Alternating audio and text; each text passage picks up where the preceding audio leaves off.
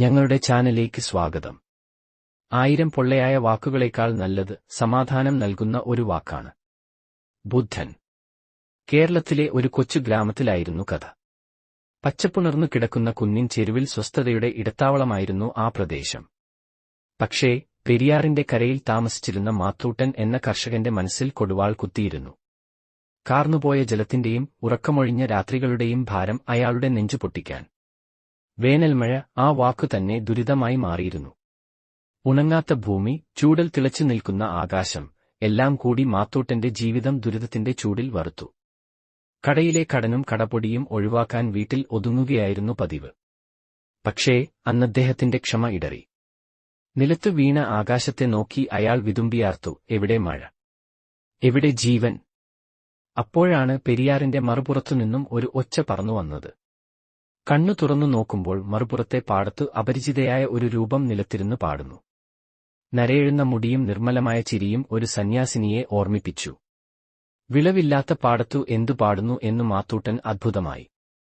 അവൾ പാടിയ ഗാനം മലയാളമായിരുന്നില്ല, പക്ഷേ ഓരോ വാക്കും നേരെ മാത്തൂട്ടന്റെ ഹൃദയത്തിലേക്ക് ഇറങ്ങിപ്പോയി. ഭൂമിയുടെ നെഞ്ചിലെ ജലം ഉണർത്താനുള്ള ഗാനം, പ്രതീക്ഷയുടെ വിത്തുകൾ വിതയ്ക്കുന്ന ഗാനം.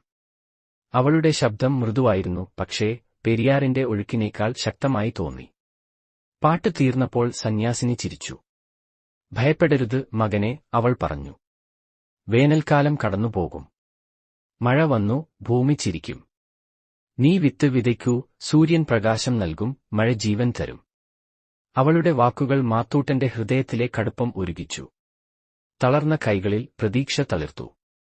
അയാൾ എഴുന്നേറ്റു വീട്ടിലേക്ക് പോയി വിത്തുകൾ എടുത്തു പാടത്തേക്ക് തിരിച്ചു. ഉള്ളിലെ ശൂന്യതയെ ഭാരപ്പെടുത്തിയ 1000 വാക്കുകളേക്കാൾ ശക്തമായിരുന്നു ആ ഒരു വാക്കിൽ പ്രകാശിച്ച പ്രതീക്ഷ. മഴ വന്നു, ആകാശം കരഞ്ഞു, ഭൂമി പുഞ്ചിരിച്ചു.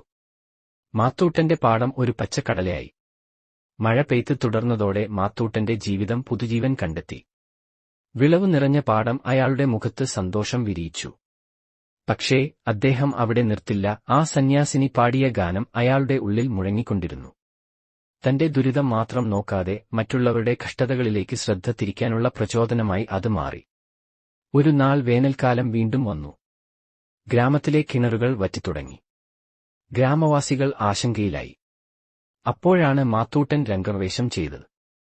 തന്റെ പാടത്തെ ഒരിക്കലും ഒരു തരി തണുപ്പ് നഷ്ടപ്പെടുത്താതെ കാത്തു സൂക്ഷിച്ച രഹസ്യം അയാൾ പങ്കുവച്ചു. പാടത്തിനു കീഴിൽ സ്വയം രൂപകൽപ്പന ചെയ്ത കുഴികളിൽ മഴക്കാലത്ത് ശേഖരിച്ച വെള്ളം കെട്ടിനിർത്തിയിരുന്നു അയാൾ. ആ ജലം വേനൽക്കാലത്ത് മണലിലൂടെ പതിയെ ഒഴുകി ഒരു കിണറിൽ ചേർന്നു. ഗ്രാമത്തിലെ ആ കിണർ ഒരിക്കലും വറ്റിയില്ല. മാത്തൂട്ടന്റെ ഒരു പ്രവൃത്തി ഗ്രാമം മുഴുവൻ രക്ഷിച്ചു. അയാളുടെ വിളവ് മാത്രമല്ല, മറ്റുള്ളവരുടെ പ്രതീക്ഷയ്ക്കും അത് ജീവൻ നൽകി. തന്റെ അനുഭവം പങ്കുവയ്ക്കാനും ഇതര ഗ്രാമങ്ങളിലും വേനൽക്കാലത്തെ അതിജീവിക്കാൻ സഹായിക്കാനും മാത്തൂട്ടൻ നിവർന്നു നിന്നു.